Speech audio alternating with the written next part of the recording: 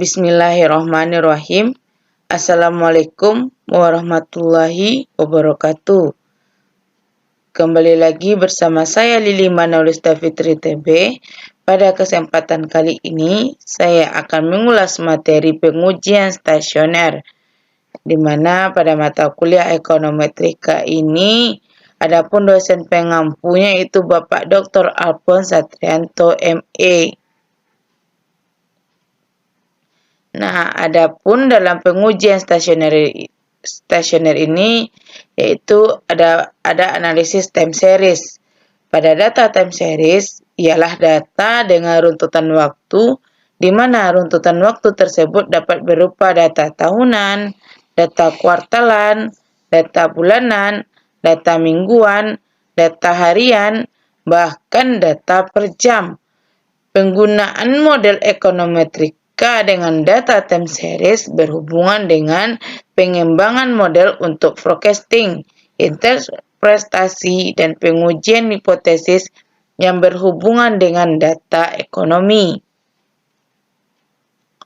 Nah, sejalan dengan perkembangan waktu, saat ini penggunaan analisis data time series lebih diutamakan untuk forecasting. Nah, di mana pada analisis time series, masalah keacakan di dalam analisis ini juga menjadi perhatian utama seperti halnya menggunakan data cross-section. Jika dalam data cross-section, keacakan diartikan bahwa sampel individu yang digunakan berasal dari pengambilan yang acak, maka di dalam data time series, pengertian acak ialah bahwa data time series masa depan tidak dapat diketahui secara langsung saat ini.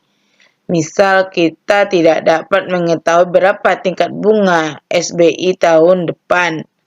Urutan data time series yang bersifat random disebut stochastic process atau time series process. Nah, adapun dua model pada analisis time series. Yang pertama yaitu model statistik dan yang kedua ada model dinamik. Pada model time series yang statistik ini menghubungkan secara bersamaan variabel independen dan variabel dependen dalam satu waktu. Biasanya di dalam model statistik dihipotesiskan bahwa ketika ada perubahan variabel independen pada waktu T akan mempengaruhi secara langsung pada variabel dependen pada waktu T tersebut. Jenis data cross-section, maka sebelum melakukan analisis dengan menggunakan jenis data time series, ada beberapa prasyarat yang harus dipenuhi, yaitu diantaranya masalah stasioneritas. Suatu data time series dikatakan stasioner jika rata-rata, varians, dan autocovariance pada berbagai leg tetap sama, tidak masalah pada titik waktu mana dihitungnya, yang berarti tidak bervariasi antar waktu. Mungkin sampai di sini bisa paham. Kita masuk pada contoh data. Di sini ada data ekspor Indonesia ke Tiongkok dalam jutaan US dollar, yaitu dari tahun 1999 hingga 2019. Nilai ekspor Indonesia. Nah, angka selanjutnya kita masuk pada FUSE. Nah, kita masuk pada FUSE. Kita pilih work file. Nah, untuk work file structure tipenya di sini yaitu kita pilih date regular frequency. Nah, untuk date specification-nya di sini yaitu annual. Start date-nya tadi data kita dari tahun 1999.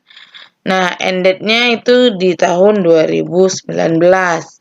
Kemudian kita klik OK. Nah, untuk menginputkan data, kita pilih Quick Empty Group. Tekan kursornya ke atas, kemudian kita kopikan data pada Excel.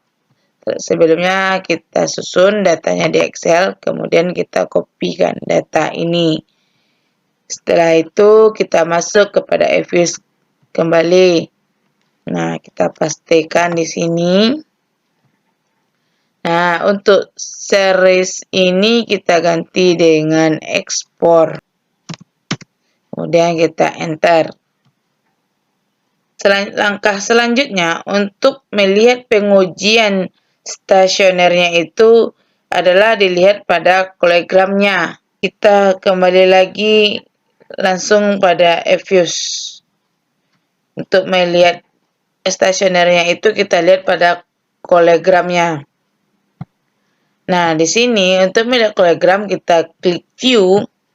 Di sini sudah ada kolegram. Nah, dan pada level kemudian kita klik OK. Di sini terlihat bahwa nilai autokorelasinya itu melewati garis interval, melebihi batas intervalnya. Untuk menstasioneritasnya, kita coba lagi klik view untuk di tahap selanjutnya kolegram, yaitu kita lakukan di freeze difference. Kemudian kita klik OK.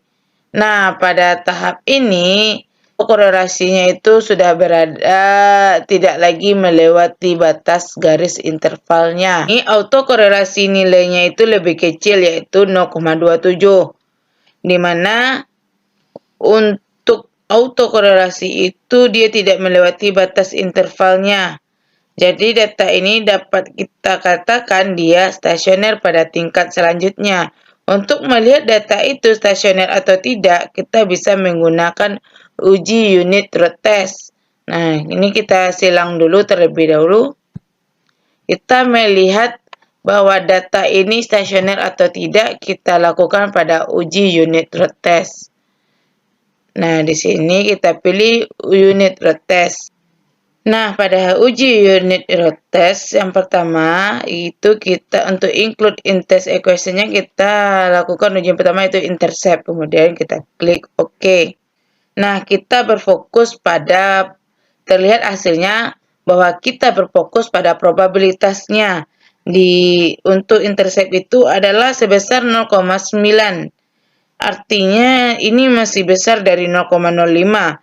Kalau dia besar dari 0,05, artinya ini tidak stasioner.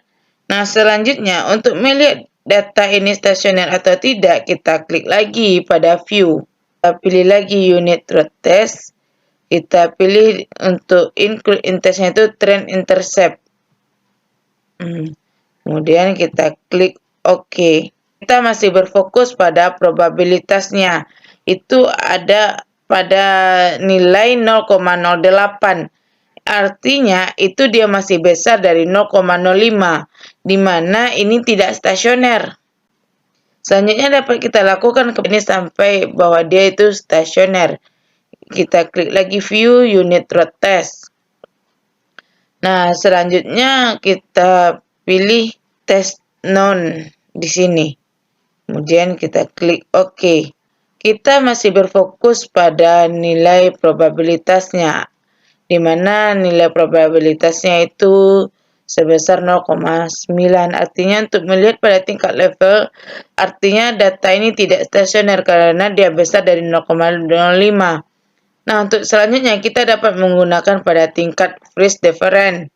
Untuk melihat data ini stasioner atau tidak, kita kembalikan. Kita klik view, kita pilih unit root test. Nah, untuk test for unit root in-nya di sini kita pilih freeze difference, dan di sini untuk include in test equation-nya intercept. Kemudian klik OK. Kita berfokus pada probabilitasnya. Artinya nilai ini pada probabilitas ini sudah sebesar 0,04. Di mana data kita ini sudah stasioner pada tingkat freeze difference. Untuk artinya nilai ekspor Indonesia ke Tiongkok itu sudah stasioner pada tingkat 0,04. Untuk melihat data stasioner atau tidak, melakukan pada tingkat freeze difference.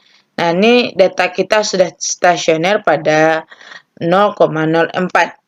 Nah, mungkin sekian dulu presentasi saya. Lebih dan kurangnya saya mohon maaf. Apabila ada kesalahan, saya menyadari masih banyak kekurangan dan semoga ini bisa dapat membantu kawan-kawan dalam pelajaran mata kuliah ekonometrika. Terima kasih atas perhatiannya. Saya akhiri. Wassalamualaikum warahmatullahi wabarakatuh.